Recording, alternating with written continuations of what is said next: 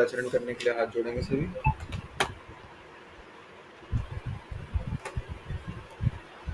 मोक्ष मार्गस्य नेतारं भेत्तारं कर्म भूभृतां ज्ञातारं विश्वतत्त्वानां वंदे तद्गुणलब्धये।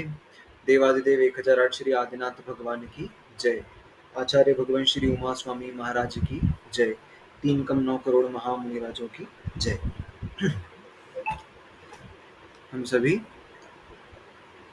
तत्वार्थ सूत्र ग्रंथ के 6ठे अध्याय में हमने जो आखिरी वर्णन देखा था वो नाम कर्म के आश्रव से संबंधित हमने प्रकरण देखा था। ठीक है, कि नाम कर्म का आश्रव कैसे होता है। तो उसके लिए सूत्र नंबर 22, 23 और 24 ये 3 सूत्र हमने कल की क्लास में देखे थे। एक बार उनको रिवाइज करते हैं। तो 22 नंबर का सूत्र था अशुभ नाम कर्म का आश्रव कैसे होता है। उसके लिए योग वक्रता विसंवादनम च शुभस्य नामनः। ठीक है, अशुभ नाम कर्म के आश्रव के लिए लिखा योगों की वक्रता। ठीक है, योगों की वक्रता और विसंवाद, इससे अशुभ नाम कर्म का आश्रव होता है। ठीक है, योगों की वक्रता क्या कहलाती है? तो योगों की वक्रता यानी कि मन वचन काया की कुटिलता, है ना। मन वचन काया की ऐसी प्रवृत्ति जो कि अच्छी नहीं हो, मतलब मन में कुछ चल रहा हो, वचनों में कुछ बोल रहे हो, क्रियाओं से कुछ कर रहे हो, तो ये योगों की वक्रता कहलाती है, कुटिलता, चंचलता कहलाती है। ठीक है, सरलता नहीं है इनमें, तो इससे क्या होगा, अशुभ नाम कर्म का आश्रव होगा। और विसंवाद किसको कहते हैं? विसंवाद मतलब होता है किसी को सही मार्ग से हटा करके गलत मार्ग में प्रवृत्त कर देना अपने वचनों के द्वारा, ये विसंवाद कहलाता है। यदि हमने ये किसी के साथ किया तो इससे हमको अशुभ नाम कर्म का आश्रव होगा। क्यों? लॉजिक सीधा सीधा ये है कि हमने अपनी इंद्री का गलत उपयोग किया। क्या गलत उपयोग किया? हमको जो कुछ कहना चाहिए था अपने वचनों के माध्यम से, ठीक है, अपने वचनों के माध्यम से हमको कहना चाहिए था कि भैया मोक्ष मार्ग में लगो, जिनेंद्र भगवान के मार्ग में लगो, ठीक है, मंदिर जाया करो, गुरुओं के पास जाया करो, स्वाध्याय किया करो, ठीक है, पूजन अभिषेक किया करो, ये सारी क्रियाएं किया करो। और हमने उसको क्या कहा, क्या कह दिया कि क्या सुबह शाम मंदिर जाते रहते हो, क्यों स्वाध्याय करते रहते हो, क्यों महाराज जी माता जी के पास इतना जाते रहते हो, नहीं जाना चाहिए, ये सब गलत क्रियाएं हैं। ये सब कह करके हमने उसको मोटिवेट किया, और फिर उसके बाद हमसे मोटिवेट होकर के, हमारे इन वचनों से प्रभावित होकर के वो व्यक्ति यदि धर्म के मार्ग को छोड़ दे तो क्या होगा, हमको अशुभ नाम कर्म का आश्रय होगा। क्यों? क्योंकि हमने हमारी इंद्री का गलत उपयोग किया, अब वो इंद्री नहीं मिलेगी। और ये इंद्रियों की रचना इत्यादि क्या है, ये सब नाम कर्म के ही तो काम है। ठीक है, हम पंचेंद्री बने तो ये जाति नाम कर्म होता है। जाति नाम कर्म में 5 प्रकार होते हैं, पंचेंद्री, 4 इंद्री, 3 इंद्री, 2 इंद्री, 1 इंद्री, जातियां होती हैं। नहीं मिलेगी हमको वचन इंद्री, ये रसना इंद्री नहीं मिलेगी, सीधे 1 इंद्री जीव बन जाएंगे हम। ठीक है, हमने हमारी चक्षु इंद्री का यदि गलत उपयोग किया, क्या काम है चक्षु इंद्री का? शास्त्र स्वाध्याय करना, ठीक है, देव दर्शन करना, गुरुओं के दर्शन करना, ये काम है। और हमने उस इंद्री का सही उपयोग किया ही नहीं, हमने उसको भोगों में लगा दिया। हम देख रहे हैं मिर्जापुर, ठीक है, हम देख रहे हैं नेटफ्लिक्स पे सीरीज, हम दिन भर रील्स देख रहे हैं, तो क्या होगा उससे? वो इंद्री का सही उपयोग नहीं है। और वो इंद्री का यदि सही उपयोग नहीं करा और हमने दूसरे को भी उसी मार्ग में प्रवृत्त कर दिया तो क्या होगा, उसी मार्ग में प्रवृत्त जैसे ही हम कर देंगे, उसकी इंद्री का गलत उपयोग होने लग जाएगा, हमको नहीं मिलेगी फिर। ठीक है, तो इससे अशुभ नाम कर्म का आश्रय होता है।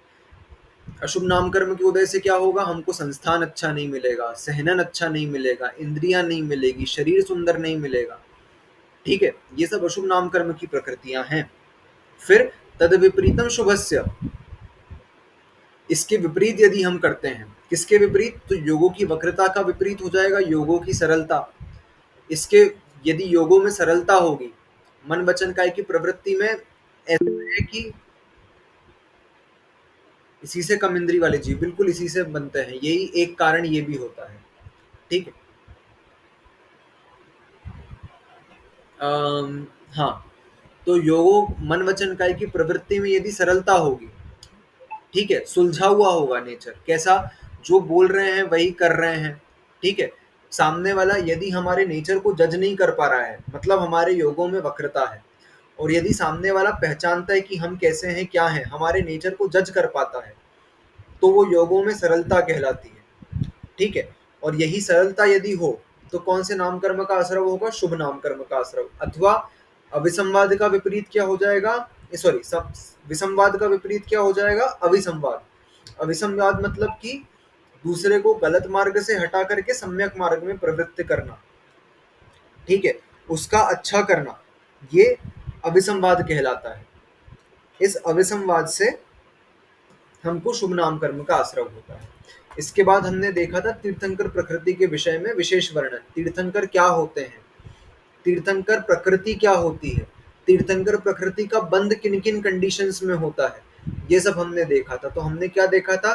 तीर्थंकर प्रकृति सम्यक दृष्टि जीव बांधते हैं, और एक अवसर्पिणी और एक उत्सर्पिणी में मात्र 24 जीवों के इस तीर्थंकर प्रकृति का उदय आ सकता है। ठीक है, एक अवसर्पिणी में 24 के और एक उत्सर्पिणी में 24 के, इस प्रकार से कुल 48 जीवों के। ठीक है, और विदेह क्षेत्र में तो व्यवस्था ऐसी है कि वहां पर कभी भी तीर्थंकर हो सकते हैं, उसके लिए कोई बाधा नहीं है। ये भरत और ऐरावत क्षेत्र की बात थी। ठीक है, क्योंकि अवसर्पिणी और उत्सर्पिणी काल परिवर्तन होता है, ये मात्र भरत और ऐरावत क्षेत्र के आर्य खंड में होता है। यहाँ के मलेच्छ खंडों में भी काल परिवर्तन नहीं होता। ठीक है, तो ये यहाँ मात्र यहीं पर हो रहा है, तो यहीं पर ऐसे 48 जीवों के इस तीर्थंकर प्रकृति का उदय आ सकता है। और ये जो तीर्थंकर प्रकृति है, ये यदि एक बार बंधना चालू हो गई तो ये निरंतर प्रकृति है। निरंतर यानी कि इसका कंटिन्यूस बंध होता रहेगा, जब तक पर्याय भी बदल जाएगी ना तो भी इसका बंध नहीं रुकेगा। जैसे यहाँ पर मैं बांधना चालू करूं तीर्थंकर प्रकृति, और यहाँ से तीर्थंकर प्रकृति के साथ या तो मैं देव बन सकता हूँ या फिर मैं नरक में जा सकता हूँ। ठीक है, तो यदि मैं देव भी बन गया या फिर मैं नरक में भी चला गया, तो भी तीर्थंकर प्रकृति का आश्रव नहीं रुकेगा। तीर्थंकर प्रकृति का आश्रव चौथे गुणस्थान से लेकर के 8वें गुणस्थान के 6ठे भाग तक निरंतर तीर्थंकर प्रकृति का आश्रव होता है। ठीक है, तो क्या नरक में भी तीर्थंकर प्रकृति का आश्रव होता है? हाँ, इस समय नरक में असंख्यातों नारकी ऐसे हैं, असंख्यातों में, एक दो या संख्यात की बात भी नहीं कर रहा हूं मैं, असंख्यात नारकी इस समय नरक में ऐसे हैं जो तीर्थंकर प्रकृति का आश्रव कर रहे हैं। ठीक है, और वहां से क्या होगा? नरक से निकल करके आएंगे और सीधे तीर्थंकर बनेंगे। कहाँ के बन सकते हैं? तो भरत ऐरावत क्षेत्रों के तो बन सकते हैं, मतलब जम्बू द्वीप के भरत ऐरावत के, धातकी खंड के भरत ऐरावत के, पुष्करार्ध के भरत ऐरावत के, अथवा विदेह क्षेत्रों के भी तीर्थंकर वो बन सकते हैं, ऐसा। ठीक है, तो नरक में भी तीर्थंकर प्रकृति का आश्रव होता है, स्वर्गों में तो होता ही है।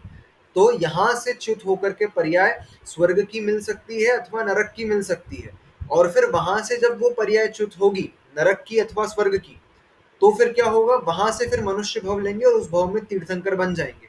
तो तीर्थंकर प्रकृति का उदय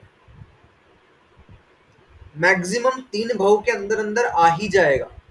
ठीक है, तीसरे भव में तो वो उदय में आ ही जाती है और फिर मोक्ष हो जाता है। तो इसके बांधने की कंडीशन क्या है? तो सबसे पहले तो चारों गतियों में से मात्र मनुष्य गति का जीव ही तीर्थंकर प्रकृति का बंध कर सकता है, प्रारंभ। ठीक है, बंध एज इन, तो बंध तो सभी गतियों में हो सकता है। ठीक है, लेकिन प्रारंभ कहाँ करेगा वो, उसको बांधना चालू कहाँ करेगा वो? तो मनुष्य गति में चालू करेगा। मनुष्य गति में भी, ठीक है, ध्यान से सुनना, मनुष्य गति में भी मात्र कर्म भूमि का मनुष्य कर सकता है। सबसे पहले तो कौन एलिमिनेट हो गए प्रारंभ करने के हिसाब से? तो देव, नारकी और तिर्यंच, ये नहीं कर सकते, सिर्फ मनुष्य कर सकता है। अब मनुष्य में भी कर्म भूमि का मनुष्य होना चाहिए।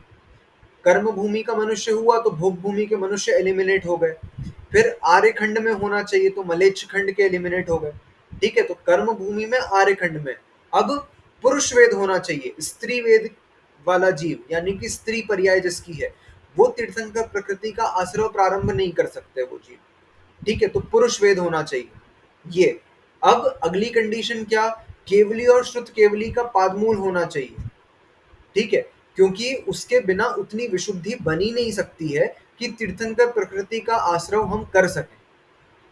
ठीक है, इतनी विशुद्धि मात्र केवली और श्रुत केवली के पादमूल में बनती है कि 16 कारण भावना भाएं और इतनी विशुद्धि से भाएं कि तीर्थंकर प्रकृति का आश्रव प्रारंभ हो जाए। ठीक है, फिर इसके बाद क्या होता है कि 16 कारण भावनाएं भानी पड़ती है। तो 16 कारण भावनाएं जो हैं ये संख्या में 16 है। तो क्या 16 की 16 भानी पड़ती है? नहीं, नेसेसरी नहीं है कि 16 की 16 ही भानी पड़े।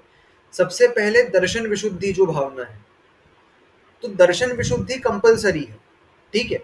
उसके बाद बची 15 में से कोई एक भी होगी ना, तो भी तीर्थंकर प्रकृति का आश्रव प्रारंभ हो सकता है, और 15 की 15 भी हो यदि, तो भी प्रारंभ हो सकता है। एक दर्शन विशुद्धि नेसेसरी है, और उसके बाद 15 में से कोई सी एक भी होगी ना, तो भी चल जाएगा। तो ये कंडीशंस थी। अब तीर्थंकर प्रकृति के कारण होता क्या है? तो तीर्थंकर प्रकृति के कारण वो जो जीव है, जो उसका आश्रव कर रहा है, उसके कल्याणक मनाए जाते हैं। जो 5 कल्याणक होते हैं, गर्भ कल्याणक, जन्म कल्याणक, तप कल्याणक, ज्ञान कल्याणक और मोक्ष कल्याणक, ये 5 कल्याणक किस कारण होते हैं? तो तीर्थंकर प्रकृति का आश्रव के कारण होते हैं। मात्र उन्हीं जीवों के वो कल्याणक मनाए जाएंगे जो उस प्रकृति का आश्रव कर रहे हैं अथवा जिसका उदय है, ठीक है। मात्र उन्हीं के लिए ये कल्याणक होते हैं। अब कल्याणकों में विशेष वर्णन क्या होगा? तो ये जो भरत और ऐरावत के तीर्थंकर होते हैं ना, ये 5 कल्याणक वाले होते हैं। मतलब क्या हुआ? उन्होंने ये तीर्थंकर प्रकृति का आश्रव अपने पहले तीसरे भाव में प्रारंभ कर दिया था, ठीक है, पूर्व के तीसरे भाव में। तो उसके बाद वो देव या नरक में गए। तो भरत और ऐरावत में जो तीर्थंकर आते हैं, वो या तो स्वर्ग से आते हैं, मतलब ऊपर स्वर्ग से आ रहे हैं, कल्पोत्पन्न या कल्पातीत, किसी में से भी आ सकते हैं, ठीक है। और नीचे नीचे नरक से आते हैं, तो पहले, दूसरे और तीसरे नरक में से आ सकते हैं। तीर्थंकर प्रकृति का आश्रव करने वाला जीव तीसरे नरक से नीचे नहीं जाता है, ठीक है। तो अब ये स्वर्ग या नरक से आएंगे, तो इनके 5 कल्याणक होते हैं, ठीक है। गर्भ भी होगा इनका, जन्म भी होगा, तप होगा, ज्ञान होगा, मोक्ष होगा। अब ये जो आते हैं, तो गर्भ से 6 महीने पूर्व रत्न वृष्टि होना प्रारंभ हो जाती है। तो कुल 15 माह रत्नों की वृष्टि दिन में 3 समय होती है।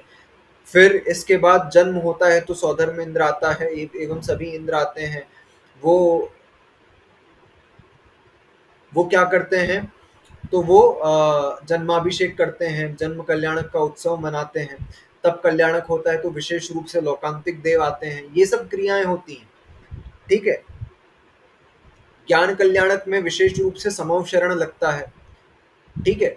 समव शरण अन्य किसी केवली का नहीं लगता, सामान्य केवलियों की मात्र गंधकुटी होती है, ठीक है। समव शरण की जो रचना है, 12 सभाओं वाला समव शरण, जिसमें ऐसी सीढ़ियां होती है चारों तरफ से जाने की, जहां मान स्तंभ और अलग अलग भूमियां हैं, चैत्य प्रासाद भूमि, ध्वज भूमि, कल्प वृक्ष भूमि, ठीक है। ये सब जो भूमियां हैं, श्री मंडप भूमि, अंत में इस प्रकार से जो 8 भूमियां होती हैं, और 12 सभाओं वाला समव शरण होता है। तो देखो, डिफरेंस गंधकुटी और समव शरण में ये है कि गंधकुटी मात्र एक कुटी है जिसके ऊपर केवली भगवान विराजमान है, तो सामान्य केवली की मात्र उतनी सी ही रहेगी। और तीर्थंकर भगवान की 12 सभाएं हैं। उन 12 सभाओं के बाहर अलग अलग भूमियां हैं, जहाँ महल हैं और मणियां लगी हुई हैं। और ये कहीं एक भूमि में कल्प वृक्ष है, एक भूमि में ध्वज है, एक भूमि में जन मंदिर है। ये जो चार तरफ मान स्तंभ है, और उस समव शरण तक पहुंचने के लिए जो ऑटोमेटिक सीढ़ियां होती है ना, ये सब जो है ये समव शरण की रचना है। सामान्य गंधकुटी में ये नहीं होता। गंधकुटी में दिव्य ध्वनि खिड़ती है, हाँ खिड़ती है, ठीक है। सब सामान्य केवलियों की भी दिव्य ध्वनि खिड़ती है। पद्म पुराण में एग्जाम्पल आया है ना, कुलभूषण और देशभूषण मुनि आए थे जब वो केवली हो गए थे, ठीक है। जब वो केवली होकर के फिर आए थे, तो श्री राम इत्यादि ने उनसे वहां पर उपदेश सुना था। तो ये प्रमाण है कि सामान्य केवली की भी दिव्य ध्वनि खिड़ती है, ठीक है, सिर्फ तीर्थंकर की नहीं खिड़ती।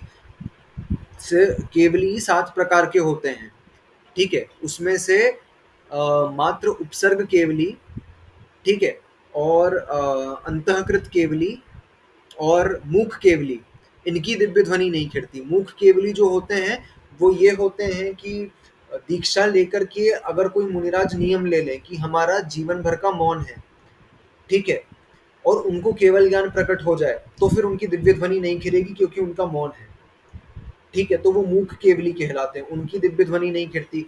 उपसर्ग केवली कौन होते हैं? जिनके ऊपर उपसर्ग हुआ और उपसर्ग से केवल ज्ञान प्रकट हुआ, ये उपसर्ग केवली कहलाते हैं। जैसे उपसर्ग केवली की श्रेणी में एक तो पार्श्वनाथ स्वामी भी आ जाएंगे, क्योंकि उपसर्ग से केवल ज्ञान प्रकट हुआ, तो जरूरी नहीं कि हर उपसर्ग केवली की ही दिव्य ध्वनि ना खेरे। एक मिनट भैया, अपन करते हैं, है ना। और फिर उपसर्ग केवली में एग्जाम्पल ऐसा लेना गज कुमार मुनि का, ठीक है, गज कुमार मुनि हो गए, तो उनके के ऊपर सर पे सिगड़ी जलाई और उनको केवल ज्ञान प्रकट हो गया। अथवा क्या बोलते हैं, युधिष्ठिर, भीम, अर्जुन, इन तीन के ऊपर वो गर्म आभूषण पहना है और उनको केवल ज्ञान प्रकट हो गया, और वहीं अंतर्मूर्त में मोक्ष हो गया। अंतर्कृत केवली किनको कहते हैं? अंतर्कृत केवली उन्हीं को कहते हैं जिनकी क्या हुआ है कि आयु अंतर्मूर्त बची और उसी में केवल ज्ञान और मोक्ष होता है उनको, ठीक है, अंतर्मूर्त की आयु में। अब केवल ज्ञान और मोक्ष अंतर्मूर्त की आयु में होगा तो दिव्य ध्वनि खिरने का समय ही नहीं है, ठीक है। जैसे उपसर्ग भी हुआ युधिष्ठिर, भीम और अर्जुन के ऊपर, तो दिव्य ध्वनि खिरने का समय ही नहीं है। गजकुमार के ऊपर उपसर्ग हुआ तो दिव्य ध्वनि खिरने का समय ही नहीं है, आयु उनकी पूरी हो गई, ठीक है। इसीलिए इनकी दिव्य ध्वनि नहीं खिरती। बाकी जितने हैं, तीर्थंकर केवली, सामान्य केवली, अनुबद्ध केवली, इन सबकी खिर सकती है, ठीक है। हाँ अंकित भैया। ये श्वेत रक्त सामान्य केवली का भी नहीं होता है? क्या? ये जो श्वेत रक्त होता है ना, वो हाँ, मतलब वो सामान्य सामान्य केवली के केवली के नहीं होता है। नहीं होता ना? हाँ, ये सिर्फ तीर्थंकर भगवान के जन्म का अतिशय है। तीर्थंकर भगवान की ही सफेद रक्त बहता है, बाकी सामान्य केवलियों के लिए नेसेसरी नहीं है कि वो हो, और है ना। और उनकी परछाई परछाई भी नहीं खिलती है? परछाई किसी भी केवली की नहीं होती है। तो मतलब सामान्य केवली और जो मतलब अपने तीर्थंकर होते हैं, तो उन दोनों में डिफरेंस क्या होता है मेन?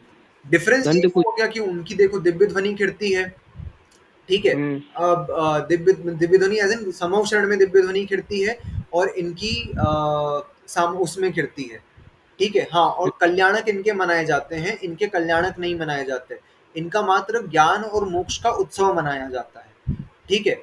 तीसरी चीज, इनके अतिशय कम हो जाते हैं। जैसे तीर्थंकर के जो अतिशय गिने गए, जैसे ये या जो आपने बोला श्वेत रक्त पड़ना, मलमूत्र इत्यादि की बाधा तीर्थंकर को बचपन से नहीं होती है, लेकिन सामान्य केवली को पहले हो सकती है, ठीक है। मलमूत्र इत्यादि की बाधा हो सकती है उनको, कि मतलब उनके जो निहार वगैरह, मतलब उनके केवल ज्ञान के बाद नहीं होता है? केवल ज्ञान के बाद डिफरेंस मात्र इतना रह जाएगा कि तीर्थंकर भगवान के समूह शरण में दिव्य ध्वनि खिलेगी और इनकी गंधकुटी में खिलेगी, बाकी कोई डिफरेंस नहीं है। क्योंकि नहीं परमौदारिक शरीर तीर्थंकर के भी है और परमौदारिक शरीर सामान्य केवली के भी है, इसलिए परछाई दोनों की नहीं पड़ेगी। नहीं, जैसे जो सामान्य केवली है ना, हाँ, तो सामान्य केवली के मतलब निहार की जो होती है मतलब व्यवस्था, वो मतलब केवल ज्ञान के बाद नहीं होता है? केवल ज्ञान के बाद नहीं होता निहार में, अच्छा मतलब। ठीक है। और नख केश इत्यादि बढ़ना भी बंद हो जाते हैं, ठीक है। हम्म। एक डिफरेंस ये और रहता है कि जो अपने संस्थान गिने गए हैं, ठीक है, समचतुरस संस्थान, और फिर क्या बोलते हैं, स्वाति संस्थान, न्यायग्रोध परिमंडल संस्थान, और न्यायग्रोध परिमंडल संस्थान, स्वाति संस्थान, समचतुरस संस्थान, और असम कुब्जक संस्थान, इस प्रकार से जो 6 संस्थान है, एक का नाम भूल रहा हूँ मैं, ठीक है। ये जो संस्थान है, तो हाँ, हुंडक उनके संस्थान, वेरी गुड उनके सोनालिका। जो शरीर की जो मतलब होता है मतलब स्ट्रक्चर, वो भी चेंज हो जाता है? बिल्कुल, तीर्थंकर के नियम से समचतुरा संस्थान रहेगा, उनका शरीर बहुत सुंदर और एक जैसे आकार का रहेगा, लेकिन सामान्य केवली के लिए ये नेसेसरी नहीं है, ठीक है। नहीं, आ, बट अगर उनको हाँ, केवल ज्ञान होता है, फिर उसके बाद तो चेंज होता होगा ना? नहीं, संस्थान थोड़ी ना, संस्थान का जो उदय बचपन से आ जाए, मतलब हम्म। जन्म से होता है, वही संस्थान का उदय रहता है, ठीक है। तो अब देखो, एक बहुत अच्छी बात है कि बहुत गौर करने की बात है ये चीज, कि जो ये उदय माना गया है, जो ये 6 संस्थानों का उदय 14वें गुण स्थान तक माना गया है, ठीक है। तो 14वें गुण स्थान में 13वां और 14वां केवली का गुण स्थान है, ठीक है। हम्म। बंध विच्छुत्ति, उदय विच्छुत्ति पढ़ने में आएगी कभी बाद में, तो उसमें इसमें उदय जो है इनका 13वें 14वें गुण स्थान में भी है। तो कुब्जक संस्थान क्या होता है? एक कुबड़ा व्यक्ति, ठीक है, कुबड़ा व्यक्ति जो है उसको कुब्जक संस्थान कहा गया। वामन संस्थान, बंदर जैसा शरीर जिसका होता है, ठीक है।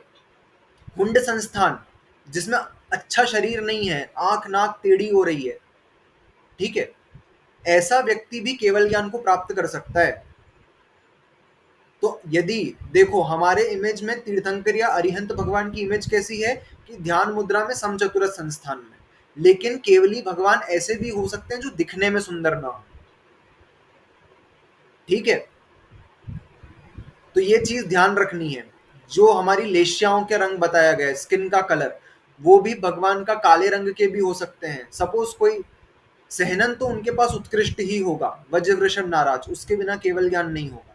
लेकिन शरीर की रचना देखो, कोई कुबड़ा व्यक्ति केवल ज्ञान प्राप्त कर जाए, ठीक है। अथवा तीर्थंकर भगवान जो होते हैं वो कैसे होते हैं, वो कभी बूढ़े नहीं होते, ठीक है, उनके जरा नहीं दिखती है। जैसे आदिनाथ भगवान की 84 लाख पूर्व की आयु थी और उन्होंने दीक्षा ली 83 लाख पूर्व में। तो 83 लाख पूर्व की आयु में भी वो 16 साल के कुमार जैसे दिखते थे।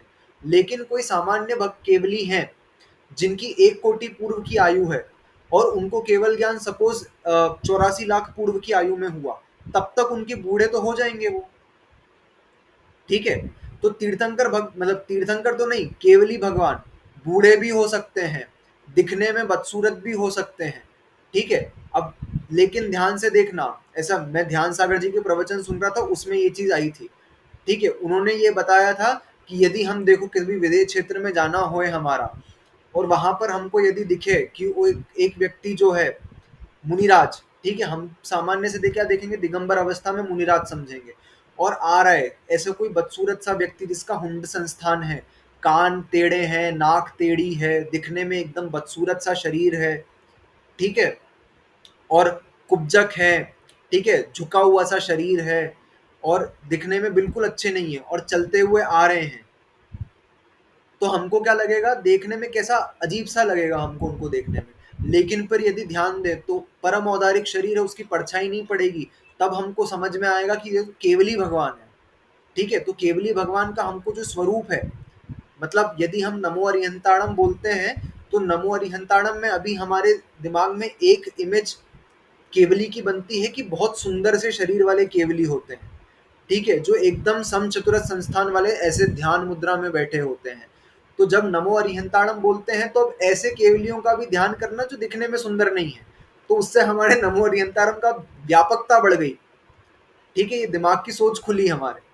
इस चीज को भी हमेशा ध्यान में रखना। ऐसे भी तीर्थंकर, ऐसे भी अरिहंतों को हमारा नमस्कार है जो इस प्रकार से है, ठीक है। अभी हमको अरिहंतों की एक ही इमेज है दिमाग में, उसको और थोड़ा सा जो हमारा आग्रह है उसको खोल लेने का, ठीक है। ये डिफरेंस होता है तीर्थंकर और सामान्य केवली में। हाँ ये है, जब हम बंध विच्युत्ति, उदय विच्युत्ति और सत्व विच्युत्ति पढ़ते हैं ना, तब इसमें क्योंकि ये जो संस्थान है तो 6 संस्थानों का उदय जो है ये 14वें गुण स्थान तक आप पाया जाता है। तो उदय अगर पाया जा रहा है तो सामान्य से वैसे होंगे ही होंगे, ठीक है। तो फिर हमने देखना प्रारंभ करी थी 16 कारण भावनाएं। 16 कारण भावनाएं कैसी होती हैं, तो उसके लिए सूत्र लिखा था, दर्शन विशुद्धिर विनय संपन्नता शील व्रतेश्व नित्यचारो भीक्षण ज्ञानोपयोग संवेगो शक्ति तस्त्याग तपसी साधु समाधिर वैयावृत्तिकरण मरहदाचार्य बहुशुत प्रवचन भक्ति रावश्यका परिहाणी मार्ग प्रभावना प्रवचन वत्सलत्व मिति तीर्थकरत्वस्य, ठीक है। तो इसके लिए 16 कारण भावनाएं थी। दर्शन विशुद्धि, एक एक को समझते हैं थोड़ा सा, ठीक है। दर्शन विशुद्धि क्या है, हमारे सम्यक दर्शन में कभी कोई दोष ना लग पाए, कोई अतिचार ना लग पाए। अरिहंतों द्वारा जो मोक्ष मार्ग बताया गया है, सच्चे देवशास्त्र गुरु की प्रति भक्ति अथवा 7 तत्वों के प्रति समीचीन श्रद्धा, ठीक है, अथवा 25 दोष जो बताए गए हैं सम्यक दर्शन के, 8 मद रहित, 8 अंग सहित, 3 मूर्ता रहित, ठीक है, और 6 आयतन सहित। तो ये जो है, ये हम 25 दोष ना लगा पाए, हमारे सम्यक दर्शन में कभी कोई दोष ना हो, हमारा सम्यक दर्शन एकदम निर्मल हो, वो कहलाती है दर्शन विशुद्धि। विनय संपन्नता क्या कहलाती है, रत्नत्रय धारकों के प्रति हमेशा विनय का भाव होना। हमसे एक नियम भी यदि ज्यादा हो किसी का, तो उसको यथा योग्य नमस्कार करना, ठीक है। व्रती है तो वंदना, ठीक है, आरिका है तो वंदामी, क्षुल्लक क्षुल्लिका है तो इच्छाकार इच्छामी, अथवा मुनिराज है तो नमोस्तु, ठीक है। एक नियम भी ज्यादा है तो तो उसके प्रति विनय का भाव, ये विनय संपन्नता है। ठीक है। फिर शील व्रतेष्वनतिचार, तो ये जो शील और व्रत है, शील क्या होते हैं, 7 प्रकार के शील होते हैं, 5 प्रकार के व्रत होते हैं। तो 3 गुण व्रत, 4 शिक्षा व्रत और 5 प्रकार के जो व्रत हैं, अहिंसाणुव्रत, सत्याणुव्रत, अब फिर ब्रह्मचर्याणुव्रत, अचौर्याणुव्रत और परिग्रह परिमाण अणुव्रत। ठीक है। इन अणुव्रतों में अतिचार नहीं लग पाए, किसी भी प्रकार से हमारे शील में, हमारे व्रतों में अतिचार नहीं लग पाए, ये होगा शील व्रतेश व अनतिचार। मतलब कुछ गलती ना हो पाए। अतिचार मतलब क्या होता है, गलती होना, तो हमको गलती होने ही ना दे। ठीक है। तो ये शील व्रत में अनतिचार, अनतिचार पूर्वक उसका पालन करना। अभीक्ष्ण ज्ञानोपयोग, तो मतलब क्या, निरंतर स्वाध्याय में लीन रहना। हमने क्या बोला कि कोई एक तो दर्शन विशुद्धि होनी चाहिए और कोई सी भी एक भावना, एक में हम स्पेशलाइजेशन कर ले इतना अच्छा। कैसा कि या तो हम विनय संपन्नता अपने अंदर धारण कर ले कि हमसे जो भी हमको गुणों में ऊंचा दिखे, ठीक है, जो रत्नत्रयधारी हो, उसके प्रति बहुत विनय का भाव आना चाहिए। ठीक है। अथवा हम अपने व्रतों का, जैसे हमारे तो कोई व्रत है नहीं वर्तमान में, तो हम क्या करें, अभीक्ष्ण ज्ञानोपयोग, निरंतर स्वाध्याय में लीन रहें। ठीक है। हमको देखना, कुछ कुछ मुनिराज संघों में जाओ तो गर्दन उठा के नहीं देखते, अभीक्ष्ण ज्ञानोपयोगी। ठीक है। निरंतर सिर्फ स्वाध्याय स्वाध्याय और कुछ चर्चा ही नहीं। आप जाके नमोस्तु करो ना, वो आपकी तरफ देखेंगे भी नहीं उठ करके, इतना निरंतर सिर्फ। और कोई चर्चा करनी हो तो इधर उधर की चर्चा नहीं, सिर्फ तत्व की चर्चा, सिर्फ स्वाध्याय संबंधी चर्चा, और कोई चर्चा ही नहीं करते। ठीक है। देख, शुल्लक ध्यान सागर जी महाराज को देख लेना, अथवा आचार्य विद्यासागर जी के संग में पूज्य श्रवण सागर जी महाराज हैं। ठीक है। विशुद्ध सागर जी के संग में सारस्वत सागर जी महाराज निरंतर, और साम्य सागर जी पूरे टाइम पढ़ रहे हैं, अथवा विशुद्ध सागर जी को खुद देख लो, इतना मतलब उनका और कोई वो ही नहीं है। हाँ, अपन क्लास के बाद लेते हैं वो सब। ठीक है। पूरे टाइम, मतलब एक क्लास खत्म हुई दूसरी क्लास चालू, दिन की तो 15 क्लासें चलती है, और कुछ नहीं, सिर्फ और सिर्फ स्वाध्याय, सिर्फ और सिर्फ स्वाध्याय। ठीक है। तो ये जो है, ये अभीक्ष्ण ज्ञानोपयोग, क्योंकि साधु का और कोई काम क्या है। ठीक है। साधु के पास क्या है, या तो स्वाध्याय करे या तप करे। तो ये हमको जो आज में वर्तमान में देखने को साधु ऐसे मिल रहे हैं, ये क्या है, अभीक्ष्ण ज्ञानोपयोगी। ये अपने आत्मा में उस चीज का संस्कार डाल रहे हैं। वर्तमान में तो हम बंद नहीं कर सकते तीर्थंकर प्रकृति का, लेकिन निरंतर इसमें लगे हुए तो आगे भी उनके काम आएगा। ये आत्मा में संस्कार पड़ गया इस चीज का। संवेग मतलब क्या, संवेग हमने पढ़ा था, प्रशम संवेग अनुकंपा आस्तिक्य, जब हम सम्यक दर्शन के बारे में वर्णन पढ़ रहे थे। संवेग मतलब संसार से भीति उत्पन्न होना, डर उत्पन्न होना। ठीक है। यदि ये संवेग का भाव हमारे अंदर होगा तो हमको प्रतिपल क्रियाओं में विवेक रहेगा कि ये क्रिया करने योग्य है, ये क्रिया करने योग्य नहीं है। ठीक है। तो इससे हमको पाप का बंध हो रहा है, हम हर पल सावधान रहेंगे और पाप से भयभीत रहेंगे। ठीक है। यदि ये भी भाव हमारे अंदर कांस्टेंट है कि हमको संसार से डर लगता है, संसार से भय उत्पन्न होता है, चतुर्गति परिभ्रमण से भय उत्पन्न होता है, तो ये जो है, ये संवेग कहलाएगा। ठीक है। इससे भी तीर्थंकर प्रकृति का आश्रय होता है। शक्ति तस त्याग, शक्ति तस तप, जो हम त्याग करें अथवा तप करें, ये एक तो शक्ति छुपाए नहीं अपनी। ठीक है। जितना कर सकते हैं उतना तो करे ही करें, और एक्स्ट्रा ना करें। ठीक है।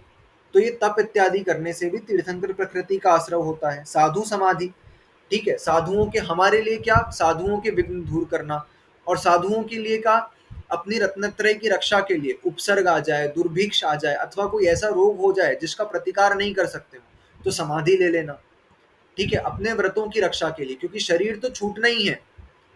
ठीक है। शरीर तो छूटेगा ही, तो शरीर के राग में हमारे व्रत न छूट जाए, हमारा रत्नत्रय न छूट जाए, तो अपने रत्नत्रय की रक्षा के लिए, अपने व्रतों की रक्षा के लिए समाधि ले लेना। कब उपसर्ग आ जाए, दुर्भिक्ष आ जाए, बुढ़ापा आ जाए, अथवा कोई ऐसा रोग आ जाए जिसका प्रतिकार नहीं कर सकते, तो अपने व्रतों की रक्षा के लिए समाधि धारण कर लेना।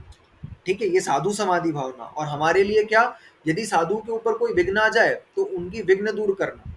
फिर वैयावृत्तिकरण, जो हमारे गुणी पुरुष हैं उनके प्रति क्या करना, उनके दुख दूर करना, उनकी निर्दोष विधि से सेवा करना। ठीक है, ये कोई व्यक्ति होता है ना जिसका वैयावृत्ति में बहुत मन लगता है। अब वैयावृत्ति का मतलब सिर्फ यही नहीं है कि जाकर के महाराज जी माता जी के हाथ पैर दबाना, इसको ही वैयावृत्ति नहीं कहते हैं। वैयावृत्ति इसको भी कहते हैं कि उनकी व्यवस्था करना, उनके आहार की व्यवस्था करना। आहार दान भी एक प्रकार से वैयावृत्ति है। ठीक है, क्योंकि उनकी सेवा ही तो है वो उस प्रकार से। तो ये भी वैयावृत्ति कहलाती है। अरहत भक्ति, आचार्य भक्ति, बहुश्रुत भक्ति और प्रवचन भक्ति। अरहत भक्ति में अरिहंत भगवान की भक्ति को ग्रहण किया। यदि किसी का पूजा में बहुत अच्छे से मन लग रहा है, विधान करने में बहुत अच्छा मन लगता है, स्तोत्र पाठ करने में, स्तुति करने में बहुत अच्छा मन लगता है, तो वो अरिहंत भक्ति की श्रेणी में, उससे उसको तीर्थंकर प्रकृति का आश्रय हो सकता है। ठीक है, आचार्य भक्ति मतलब आचार्य परमेष्ठी की भक्ति करना। ठीक है, निरंतर उनकी सेवा में संलग्न रहना। ठीक है, अथवा ये आचार्य भक्ति में हम जो भक्ति पढ़ते हैं, ये जो 10 भक्तियां प्राकृत में लिखी गई हैं उसमें एक आचार्य भक्ति भी होती है, जो मुनि महाराज रोज 3 टाइम पढ़ते हैं। श्रुत जलधि पारगेभ्य स्वपरमत विभावना पटुमतेभ्य, है ना। ये जो आचार्य भक्ति है निरंतर एक बार पढ़नी चाहिए। ये भक्तियां पढ़ना तीर्थंकर प्रकृति के आश्रम का कारण है। पंच महागुरु भक्ति, चैत्य भक्ति, आचार्य भक्ति, सिद्ध भक्ति, श्रुत भक्ति, ठीक है, नंदीश्वर भक्ति, ये सब भक्तियां लिखी गई हैं। और ये सब पढ़ना, आचार्य भक्ति पढ़ना, श्रुत भक्ति पढ़ना, ये सब तीर्थंकर प्रकृति के आश्रम का कारण है। हर जैनी को नियम से शाम के समय पढ़ना चाहिए। शाम के समय नहीं पढ़ते तो दिन भर में एक बार भगवान के सामने जाओ, तो वो जो भक्ति होती है ना, ये भक्तियां पढ़नी चाहिए। ये दर्शन की विधि में है तो है। पंच महागुरु भक्ति पढ़ के, चैत्य भक्ति पढ़ के, सिद्ध भक्ति, श्रुत भक्ति, आचार्य भक्ति पढ़ के वहां नमस्कार करना चाहिए। मैंने एक चैत्य भक्ति भेजी थी, किस किसने याद कर ली वो?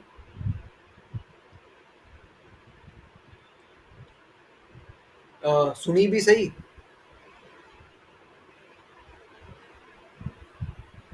थोड़ी सी हुई है। सोनालिका,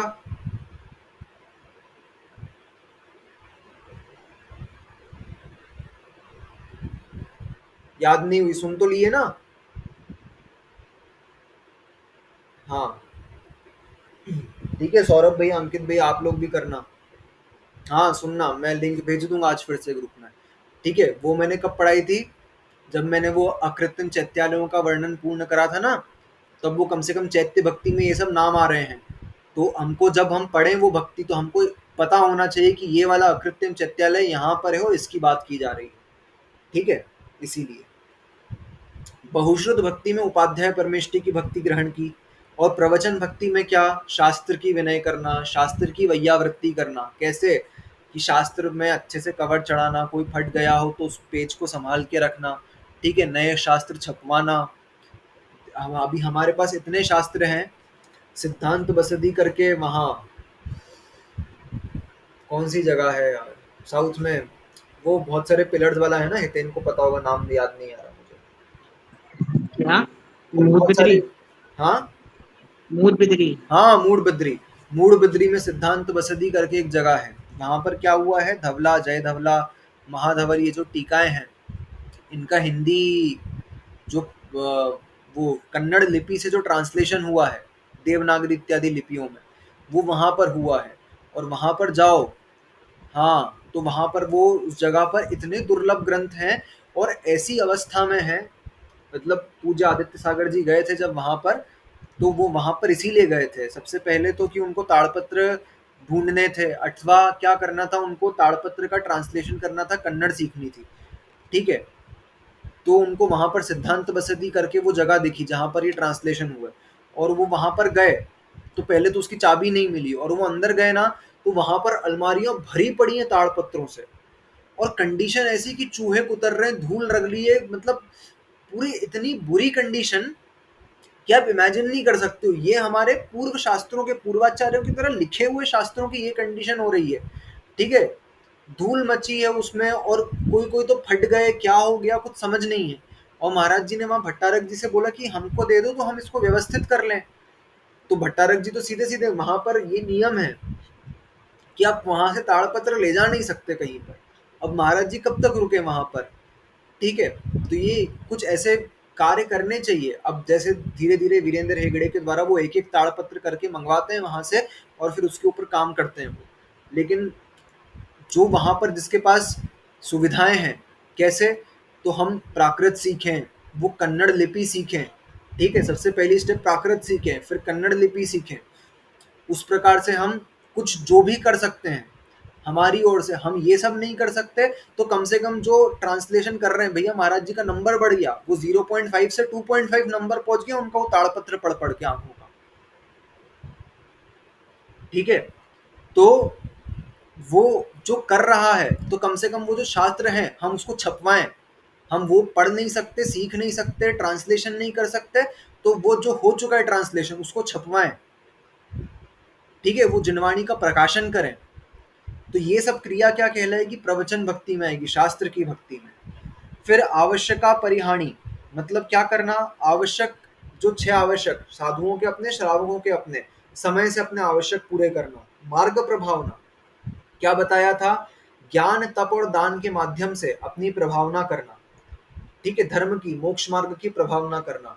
ज्ञान के माध्यम से देखो आज कितने महान महान विद्वान हैं, साधु हैं, जो ज्ञान के माध्यम से प्रभावना करते हैं, ठीक है। समंत भद्राचार्य को देखो, वो जाकर के डंका बजाते थे, ठीक है। वो नगर के बाहर जाकर के खड़े होते थे और कहते थे कि अगर किसी ने अपनी माँ का दूध पिया है तो आकर के मुझसे शास्त्रार्थ करके बताए। ऐसे समंत भद्राचार्य थे, ज्ञान के माध्यम से उनने इतने लोगों को जैन बनाया, ठीक है। और वो उनका एक श्लोक है, श्लोक तो मुझे याद नहीं है, तो वो श्लोक में क्या, वो उनका उद्घोष होता था कि आ, वो श्लोक ऐसा है कि मांत्रिकम तांत्रिकम, ऐसा, वैद्यम, मैं मांत्रिक हूँ, मैं तांत्रिक हूँ, मैं वैद्य हूँ, मैं शास्त्री हूँ, मतलब मुझे शास्त्र का ज्ञान है, ठीक है। और ये मेरे को व्याकरण का ज्ञान है, इस प्रकार से वो श्लोक है पूरा कि मैं क्या क्या हूँ, तो ये सब मैं हूँ। और उसके बाद क्या कहते हैं कि अगर किसी ने अपनी माँ का दूध पिया है, श्लोक में वो शब्द हैं उनके, किसी ने माँ का दूध पिया है तो आकर के मुझसे शास्त्रार्थ करके बताए, मैं एक जैन मुनि हूँ, ठीक है। तो ये ज्ञान के माध्यम से प्रभावना। कहते हैं कि वो सिंहनाद करते थे, जैसे पहले के टाइम पे बड़े बड़े हाथी होते थे बहुत हाँ, बड़े, तो एक शेर के आने से डर के सब भाग जाते थे। वैसे ही जब समंतवत स्वामी आते थे, चाहे जितना बड़ा किसी दूसरे मत का वो हो, उनके सामने कोई नहीं टिक पाता कोई था। नहीं टिक पाता था, ठीक है। तो वो हर नगर के बाहर जाके इस प्रकार से सिंहनाद करते थे कि आकर के मुझसे शास्त्रार्थ करो, हार गए तो जैन धर्म स्वीकारना पड़ेगा, और नहीं करने की हिम्मत है तो भी जैन धर्म स्वीकारना पड़ेगा। ये थी समंत भट्टाचार्य की ज्ञान के माध्यम से प्रभावना। वर्तमान में भी हम देखते हैं, विद्वान होते हैं, शिविर लगाते हैं, यहाँ वहाँ जाते हैं पढ़ाने, ये ज्ञान के माध्यम से प्रभावना। दान के माध्यम से प्रभावना, हम जितना दान दे करके प्रभावना कर सकते हैं, बिल्कुल सही बात है, ठीक है। दान के माध्यम से प्रभावना, फिर तप के माध्यम से प्रभावना, ठीक है। तप करके जो हम प्रभावना कर सकते हैं वो प्रभावना करें, और हम कुछ नहीं कर सकते इन तीनों में से, तो कम से कम एक प्रभावना अपनी तरफ से ये करें कि यदि हमारा कोई बुरा समय आए और वो दूर हो, तो आएगा और दूर तो नियम से होगा, तो हम क्या करें, तो वो दूर करने के लिए हम एक चीज का नियम लें। क्या नियम लें, कि वो जो दूर हुआ और लोग पूछे कि भैया तुम्हारी समस्या तो दूर हो गई, तो उसका क्रेडिट किसको जाना चाहिए, तो उसका क्रेडिट, जब से हमने अभिषेक करना चालू करा ना, तब से हमारे जीवन में सब अच्छा होने लग गया। जब से हमने शांति धारा करना प्रारंभ करी ना, तब से हमारे जीवन में कुछ अच्छा होने लग गया है। जब से हमारे यहाँ मुनिराज के आहार हुए, तब से सब अच्छा होने लग गया। जब से हमने स्वाध्याय प्रारंभ किया है, तब से सब अच्छा अच्छा होने लग गया है, ठीक है। इससे भी बहुत प्रभावना होती है। तो एक क्रिया पकड़ लें, ठीक है। यदि इनमें से कुछ हम करते ही नहीं है तो फिर हम क्या बोलेंगे, तो ये पहले एक क्रिया करना प्रारंभ करें, और फिर उस क्रिया का क्रेडिट सब जगह पर लगाएं, क्योंकि वो क्रिया करेंगे तो पुण्य का आश्रव होगा, और पुण्य का आश्रव होगा तो जो समस्याएं आई हैं वो नियम से दूर होंगी, और जब दूर होंगी तो उसका क्रेडिट हर क्रिया में। जो समस्या दूर हो तो सामने वाला पूछे कैसे हुआ, तबीयत ठीक कैसे हुई, तो हम मंदिर जाते थे ना इसलिए ठीक हुई, हम अभिषेक करते थे ना इसलिए ठीक हुई, ठीक है, हम स्वाध्याय करते थे इसलिए ठीक हुई। तो एक क्रिया पकड़े और उस क्रिया का क्रेडिट सब जगह पर दें, इससे प्रभावना होती है। प्रवचन वत्सलत्व मतलब साधर्मियों के प्रति स्नेह रखना, ठीक है, और उनको सतमार्ग में अपने वचनों के माध्यम से निरंतर लगाना। ये हमने विशेष वर्णन 16 कारण भावनाओं का देख लिया। अब नीच गोत्र उच्च गोत्र का आश्रव और अंतराय कर्म का आश्रव, ये 3 बचे हैं, बहुत छोटे छोटे सूत्र हैं, ठीक है। हम पहले समझ लें नीच गोत्र उच्च गोत्र होता क्या है। तो नीच गोत्र क्या होता है, उच्च गोत्र क्या होता है, पहले वो समझो।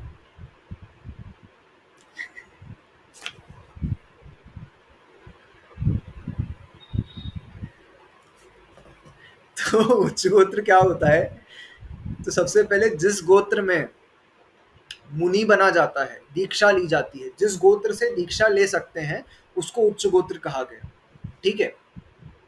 जिस गोत्र से दीक्षा ले सकते हैं उसको उच्च गोत्र कहा गया है। तो वर्तमान में सबसे पहले तो देव जितने होते हैं ये उच्च गोत्री होते हैं, जितने भोग भूमि के जीव हैं ये उच्च गोत्री होते हैं, ठीक है। अब कर्म भूमि के जीव जो हैं वो उच्च गोत्र नीच गोत्र दोनों हो सकते हैं। तो अपन जो ये बात कर रहे हैं दीक्षा ली जाती है जिस कुल से, वो उच्च गोत्र है, ये कर्म भूमि के जीवों में लगाना, ठीक है। सारे देव और सारे भोग भूमि अपने आप में उच्च गोत्र ही हैं, लेकिन कर्म भूमि में जहां से दीक्षा ली जाती है वो उच्च गोत्र है। कौन कौन से कुल होते हैं, तो वर्तमान में 4 वर्ण है, ब्राह्मण क्षत्रिय वैश्य और शूद्र, ठीक है, ये 4 वर्ण होते हैं। तो इन 4 वर्णों में से ब्राह्मण क्षत्रिय और वैश्य, ये जो 3 है यहां से मुनि दीक्षा ले सकते हैं, ठीक है। ब्राह्मण क्षत्रिय वैश्य ये 3 जो है ये मुनि दीक्षा ले सकते हैं, या आहार दान कर सकते हैं, या अभिषेक कर सकते हैं, ये 3 क्रियाएं कर सकते हैं। अब शूद्रों के 2 पार्ट्स होते हैं, एक स्पर्श शूद्र और एक अस्पर्श शूद्र। तो जो स्पर्श शूद्र है ना, वो स्पर्श शूद्र मुनि दीक्षा नहीं ले सकता लेकिन क्षुल्लक दीक्षा ले सकता है, और वो भी आहार दान इत्यादि क्रियाएं कर सकता है। हाँ, जैसे ये रहता है क्या, जैसे जो काम कर रहा है उस बेस पर वर्ण लेके आते हैं, या जिसके जन्म के पिताजी और बेसिस पे, दादाजी होते हैं जन्म जन्म के वाले। बेसिस पे, ठीक है। अच्छा, जिस जिस घर में जन्मा है वो। हाँ, ठीक है, गोत्र परिवर्तन भी हो जाता है, ठीक है। गोत्र परिवर्तन कैसे होता है कि जैसे कोई अब नीच कुल का व्यक्ति था, सपोज शूद्र था, और क्या हुआ वो अनाथ हो गया और उसके माता पिता शांत हो गए और फिर किसी उच्च गोत्री ने उसको पालन पोषण किया, तो उसका गोत्र परिवर्तन हो जाता है, ठीक है। अब वो उच्च गोत्री हो जाएगा, ऐसा होता है। तो ये जन्म से ऐसे नेसेसरी भी नहीं कि जो माता पिता का था वही रहेगा, जहां पालन पोषण और जैसा संस्कार हो उससे भी गोत्र परिवर्तन हो जाता है, ठीक है, ऐसा भी होता है। हाँ, तो अपन ये बता रहे थे स्पर्श शूद्र और अस्पर्श शूद्र। तो स्पर्श शूद्र कौन से होते हैं, जो इनको मुनि दीक्षा नहीं दे सकते, इनको क्षुल्लक दीक्षा मिल सकती है, ठीक है। तो इसीलिए फिर ये आहार दान के भी पात्र हो जाते हैं, ठीक है, क्योंकि क्षुल्लक आहार दे सकते हैं, लेकिन वो वैसे व्रत लें तो, अन्यथा शूद्र आहार दान का पात्र नहीं है, ठीक है। और अस्पर्श शूद्र जो है वो तो कुछ भी नहीं कर सकता, वो क्षुल्लक दीक्षा इत्यादि भी नहीं ले सकता। तो ये वर्तमान में 3 जो है इनको उच्च गोत्री कहा गया है, जिनको हम नीच मानते हैं, नीच कुलीन मानते हैं, जिनके छूने के बाद हमको स्नान करना पड़ता है, वो नीच गोत्री जीव होते हैं। अब नीच गोत्री मनुष्यों के अलावा जितने नारकी हैं वो सबका नीच गोत्र होता है, जितने त्रियंच हैं उन सबका नीच गोत्र होता है, और जितने अपर्याप्तक मनुष्य होते हैं उन सबका नीच गोत्र होता है, ठीक है। अब इस नीच गोत्र का आश्रव कैसे होता है, तो उसके लिए अगला सूत्र लिखा, परात्म निंदा प्रशंसे सदसत गुणोच्छादनोद भावने च नीचेर गोत्रस्य। मैं सूत्र रिपीट नहीं करवाऊंगा क्योंकि 20 ही मिनट है अपने पास, ठीक है, और ये आज ये अध्याय पूर्ण करना है, मात्र 3 सूत्र बचे हैं। परात्म निंदा प्रशंसे सदसद गुणोच्छादनोद भावने च नीचेर गोत्रस्य। परात्म निंदा प्रशंसे सदसद गुणोच्छादनोद भावने च नीचेर गोत्रस्य। सूत्र में क्या लिखा, पर निंदा मतलब पर और आत्म, फिर निंदा और प्रशंसा। तो पर निंदा और आत्म प्रशंसा, ठीक है। पर की निंदा, यदि हम दूसरे की निंदा करते हैं, जैसे हम 4 लोग बैठे हों और फिर हम क्या किसी की मतलब 4 औरतें यदि बैठी हों तो पहले पहले तो भले धर्म की बातें करेंगी, फिर क्या होगा, फिर सास बहू की इधर की बुराई, उधर की बुराई, पड़ोसी की बुराई, मंदिर में फलाने व्यक्ति की बुराई, ठीक है। ये सब हम जब करना चालू करते हैं, पर की निंदा, निंदा किसको कहा गया, दोषों को मनगढ़ंत रूप से बता करके कहना, ठीक है, कोई दोष नहीं हो वो बताना, ये पर की निंदा, अथवा किसी में कुछ बुरा दोष हो भी तो उसको बढ़ा चढ़ा करके बताना, ये पर की निंदा होती है। पर निंदा, आत्म प्रशंसा। आत्म प्रशंसा मतलब क्या? हम दूसरे की तो बुराई कर रहे हैं और खुद की बढ़ा चढ़ा करके जो गुण है ही नहीं वो भी बता रहे हैं। ठीक है, तो पर निंदा, आत्म प्रशंसा। फिर सदसत मतलब सद्गुण और असद्गुण। तो सदसत तो सद्गुण का उच्छादन और असद्गुण का उद्भावन। सद्गुण मतलब अच्छे गुण, तो अच्छे गुण का तो क्या कर रहे हैं? उच्छादन मतलब ढक रहे हैं, दूसरे के अच्छे गुण जो है उसको ढक रहे हैं। और असद्गुण का उद्भावन, वो बता रहे हैं। ठीक है, इससे क्या होता है? नीच गोत्र का आश्रय होता है। सद्गुण का उच्छादन, असद्गुण का उद्भावन, इससे नीच गोत्र का आश्रय होता है। सद्गुण का उच्छादन मतलब क्या? ऐसे तो देखो, हमको किसी व्यक्ति में यदि कमियां भी दिखती है तो ऐसा तो कोई व्यक्ति होगा नहीं ना जिसमें एक भी गुण ना हो। ऐसा कोई निर्गुणी व्यक्ति तो नहीं होता, कम गुण हो वो हो सकता है। तो हम क्या करें, उस व्यक्ति की यदि में चर्चा आए तो उसका जो एक अच्छा गुण है उसको भी बढ़ा चढ़ा करके बताया जाए। ठीक है, और असत गुणों को ढक दिया जाए। ठीक है, सम्यक दर्शन का वो क्या होता है? उपगूहन, साधर्मी के गुण को, साधर्मी के दोष को ढक देना और गुण को प्रकट करना, ये उपगूहन अंग होता है सम्यक दर्शन का। तो नीच गोत्र का आश्रव किससे होता है? दूसरे की निंदा यदि करने लगे, खुद की प्रशंसा यदि करने लगे कि हम तो बहुत अच्छे हैं, हमने तो ये पढ़ रखा है और हमारा तो बहुत अच्छा स्वाध्याय है, अथवा हम तो बहुत गुरु सेवा करते हैं, बहुत मंदिर जाते हैं, ठीक है, बहुत अच्छी भक्ति करते हैं। तो अब ये तो हमने धर्म के क्षेत्र में लगा लिया, दूसरे क्षेत्र में लगाओ कि हमसे तो ये भी काम बन जाता है, वो भी काम बन जाता है। ठीक है, बच्चों को देखना, मतलब जनरली हमने तो, मतलब ये चीज़ मैंने करी है 11वीं-12वीं में, इसलिए मेरे को ये खुद के लिए रिलेट कर पा रहा हूँ मैं कि मैंने तो ये वाली बुक भी सॉल्व कर ली और ये वाली बुक भी सॉल्व कर ली और ये भी मेरे को बहुत अच्छे से आता है और ये भी मेरे को बहुत अच्छे से, सारे कॉन्सेप्ट क्लियर है मेरे तो। ठीक है, तो ये जनरली हम करते हैं, काम के क्षेत्र में भी करते हैं, धर्म के क्षेत्र में भी करते हैं। तो हम क्या कर रहे हैं, जब ये हम खुद की प्रशंसा कर रहे हैं ना जब, तो हमको नीच गोत्र का आश्रय होता है। हम दूसरे की निंदा कर रहे हैं तो नीच गोत्र का आश्रय होता है। फिर दूसरे के अच्छे गुणों को तो ढक रहे हैं और बढ़ा चढ़ा करके उसके बुरे गुणों को बता रहे हैं, तो इससे क्या होगा? सद्गुणों का उच्छादन और असद्गुणों का उद्भावन, इससे क्या होगा? नीच गोत्र का आश्रय होगा। फिर उच्च गोत्र के आश्रय के लिए क्या कारण बताया? तद विपर्यो नीचेर वृत्त्यनुत्सेको चोत्रस्य। तद विपर्यो नीचेर वृत्त्यनुत्सेको चोत्रस्य। तद विपर्यो नीचेर वृत्त्यनुत्सेको चोत्रस्य मतलब उच्च गोत्रस्य। ठीक है, क्या कारण बताए उच्च गोत्र के आश्रव के? तद विपर्यो मतलब उसका विपरीत। किसका विपरीत? ऊपर जो कहा उसका विपरीत। क्या है उसका विपरीत? पर निंदा, तो पर प्रशंसा कर दो उसका, दूसरे की प्रशंसा करना और खुद की निंदा करना। ठीक है, खुद की निंदा करना और सद्गुणों का तो उद्भावन करना और असद्गुणों का उच्छादन करना। ठीक है, क्या करें हम कि हमको उच्च गोत्र का आश्रय हो? तो सबसे पहले तो दूसरे की प्रशंसा करो, निंदा नहीं करो, प्रशंसा करो। खुद की बहुत, जो हम प्रशंसा करते हैं तो अपनी निंदा करो, बहुत कठिन काम है, बहुत कठिन। खुद की निंदा करना बहुत कठिन काम है। प्रतिक्रमण पढ़ते हैं ना जब मुनिराज, तो दिन में 4 बार 3 बार प्रतिक्रमण पढ़ते हैं, तो क्या क्या बोलते हैं? मैं जड़ बुद्धि, मैं पापी, मैं दुष्ट, मैं दुरात्मा।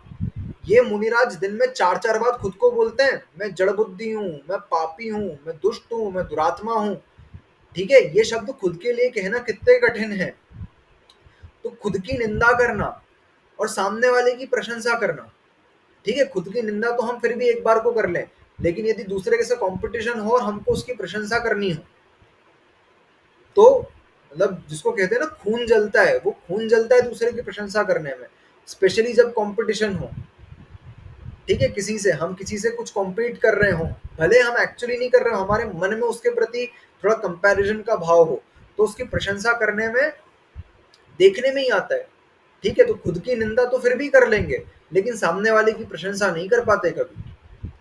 ठीक है, तो क्या करना? सामने वाले की तो प्रशंसा करना और खुद की निंदा करना। और सामने वाले के सद्गुणों का तो उद्भावन करना, बताना, और असद्गुण मतलब बुरे गुणों को ढकना, और अपने अपने असद्गुणों को तो बता देना और सद्गुणों को ढक देना। जैसे क्या होता है, एक बीज को देखो, एक बीज को यदि हम बो दें अगर मिट्टी में, तो क्या उसमें शक्ति है पेड़ को प्रकट करने की, तो पूरा का पूरा वृक्ष आ जाएगा। ऐसे ही जब हम अपने सद्गुणों को ढक देंगे ना, छुपा देंगे, तो वो सद्गुण बढ़ जाएंगे। और यदि हम चाहते हैं कि हम अपने बुराइयों को ढक दें, बुराइयों को छुपा दें, तो फिर वो बुराइयां बढ़ जाएगी। सामान्य में ही देख लो, अगर हम हमारी कोई कमी किसी को पता चल जाए, तो हम फिर वो चीज करना अवॉइड करते हैं। हमारी कोई कमी किसी को पता चल जाए तो हम, जैसे मेरी बचपन में आदत थी नाखून चबाने की, ठीक है, तो ये एक कमी ही है एक प्रकार से। तो अब क्या हुआ, अब सबको पता चल जाए, तो अब क्या होगा, चार लोगों को, मेरे आसपास जो चार लोग बैठे रहते हैं उनको पता है, तो वो पहली बात तो मुझे टोकने भी लग जाएंगे जब मैं मुंह की तरफ हाथ ले जाऊंगा, ठीक है, अथवा उनके सामने हम अवॉइड भी करेंगे वो चीज करना। ये मेरी कमी है और इतने लोगों को पता है, तो मैं उनके सामने एटलीस्ट वो ना करूं, ठीक है। तो हम जब हमारे असद गुणों को उद्भावन करेंगे, लोगों को बताएंगे, तो उससे उस चीज में कमी आने लग जाती है, ठीक है। और दूसरों के क्या करो, तो दूसरों के सद्गुणों का तो उद्भावन करो, अच्छे से बढ़ चढ़ के बताओ कि इसमें ये अच्छे गुण हैं, ये बहुत अच्छा है, ठीक है। उसके बाद क्या लिखा, नम्र वृत्ति करने से, ठीक है, नम्र वृत्ति करने से, नम्र वृत्ति मतलब सभी के प्रति विनयशील रहने से, अच्छा स्वभाव रखने से उच्च गोत्र का आश्रय होता है। फिर इसके बाद एक कारण और है कि जब हम बड़ों के प्रति विनय करते हैं, ठीक है, जैसे हम मुनिराज को नमोस्तु करें अथवा आर्यिका को वंदामी करें, प्रतिमाधारियों व्रतियों को वंदना करें, तो वो जो विनय का भाव है ना, ये नम्र वृत्ति में ही आ गया एक प्रकार से, कि उनके प्रति जब विनय का भाव होता है, तो जब हम उनको नमोस्तु करते हैं ना, तो हमको उच्च गोत्र का आश्रय होता है, ठीक है। ये गोत्र कर्म के बारे में वर्णन हो गया। अब क्या बचा, एक अंतराय कर्म मात्र बचा, ठीक है। अंतराय कर्म क्या होता है, तो 5 प्रकार का अंतराय होता है। कौन कौन सा, दानांतराय, लाभांतराय, भोगांतराय, उपभोगांतराय और वीर्यांतराय, ठीक है। यदि हमने किसी को यदि हम दान नहीं दे पा रहे हैं, हमारी इच्छा है दान देने की, जैसे आज ही मेरे साथ एक प्रसंग हुआ, दान देने की इच्छा है लेकिन नहीं दे पाते, ठीक है, तो वो दानांतराय कहलाएगा। फिर लाभांतराय क्या कहलाएगा, जब कुछ लाभ हो, जैसे दो दुकानें हैं, एक जैसी हैं, किराने की दुकान है और एक साथ ही है, लगी हुई है, तो एक की दुकान तो बहुत धड़ल्ले से चल रही है और एक दिन भर खाली बैठा रहता है, तो इसके लाभांतराय कर्म का उदय है, ठीक है। फिर भोगांतराय क्या कहलाता है, भोग और उपभोग में अंतर बता दिया, जिसको एक बार भोगा जाए वो भोगांतर, और जिसको उपभोग मतलब जिसको बार बार भोग सकते, जैसे टी शर्ट है, ये उपभोग की सामग्री है, ये फोन है, ये उपभोग की सामग्री है, ठीक है। खाना जो है वो भोग की सामग्री है। तो यदि हम किसी के भोग में अंतराय डाल दें, तो हमको भोगांतराय, तो हम भोग जो भोगेंगे वो नहीं भोग पाएंगे। खाना होगा, जैसे मुनिराज जो है, मुनिराज ने हाथ में ग्रास रखा, पहला ही ग्रास था और ग्रास में बाल आ गया, ठीक है, तो क्या होगा, अंतराय आ जाएगा, वो भोगांतराय कर्म का उदय है। अथवा जब मुनिराज विधि लेकर के निकले और 50 चौके हैं, ठीक है, और वो 50 चौके में से उनकी विधि नहीं मिली, अथवा विधि मिल गई और रास्ते में जा रहे हैं तो सामने से डेड बॉडी निकल जाए, अथवा कोई मृत पशु दिख जाए, तो अलाभ हो जाता है, वो लाभांतराय कर्म का उदय है, ठीक है, वो लाभांतराय का है। और जब अंतराय हाथ में अंजुली में जब सामने चीज है और नहीं भोग पा रहे, तो वो भोग अंतराय का उदय है। उपभोग अंतराय, तो हम जैसे कपड़े, हम नए टी शर्ट लेके आए, उसको प्रेस कर रहे हैं और प्रेस करते करते वो जल गई, तो वो उपभोग अंतराय कर्म का उदय है। वीर्यांतराय कर्म का उदय क्या है, जब हम, हमारी शक्ति नहीं प्रकट हो पाए, ठीक है, हम कुछ करना चाहते हैं नहीं कर पा रहे, जैसे शिखर जी का पहाड़ चढ़ना चाहते हैं नहीं चढ़ पा रहे, तो वीर्यांतराय कर्म का उदय। तो हमने क्या समझा था कि कर्म कर्म हिताबंदी, मतलब कर्म ही कर्म का उदय डाल लाते हैं।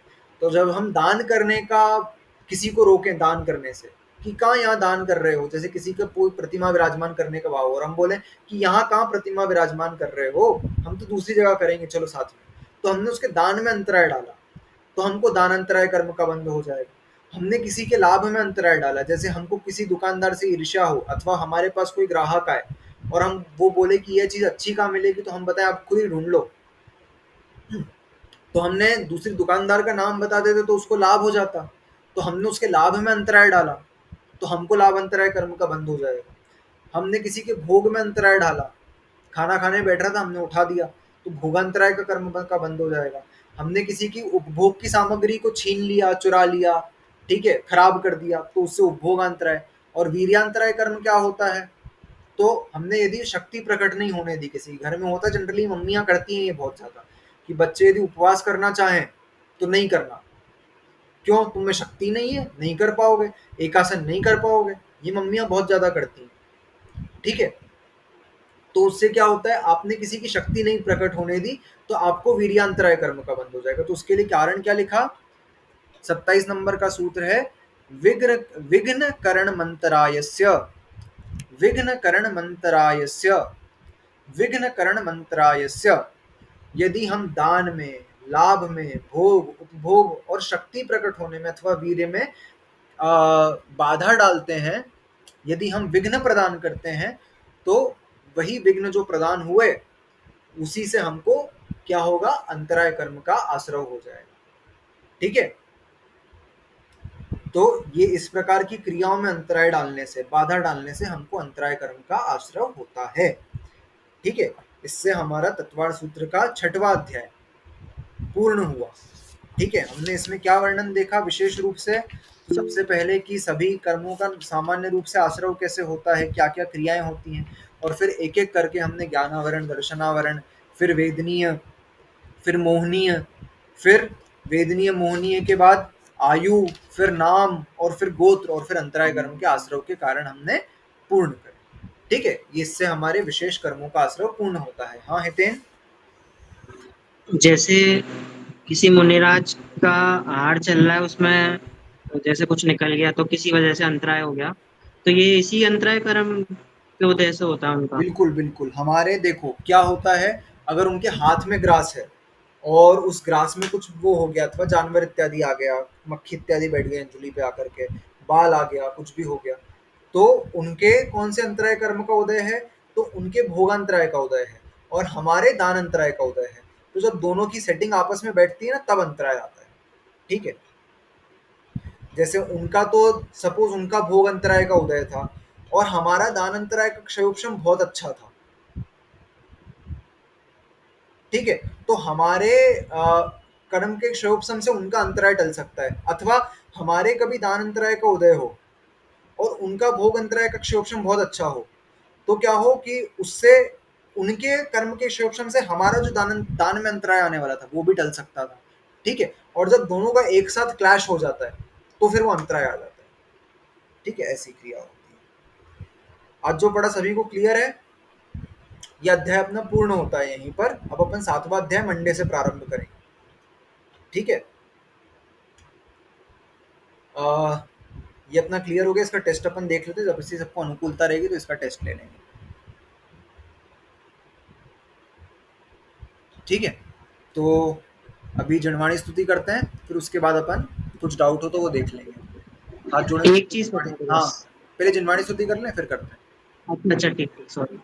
सॉरी क्या, शास्त्र पठन में मेरे द्वारा यदि जो कहीं कहीं प्रमाद से कुछ अर्थ वाक्य पद मात्रा छूट गई, सरस्वती मेरी उस त्रुटि को कृपया क्षमा करें, और मुझे कैवल्य धाम में मां विलंब धरें। वांछित फलदात्री चिंतामणि सदृश मात्र तेरा, वंदन करने वाले मुझको मिले पता मेरा। बोधि समाधि विशुद्ध भावना आत्म सिद्धि मुझको मिले, और मैं पा जाऊं मां मोक्ष महा सुख को। बदशंग जनवाणी मातेश्वरी की जय। सभी का उत्सर्ग करेंगे।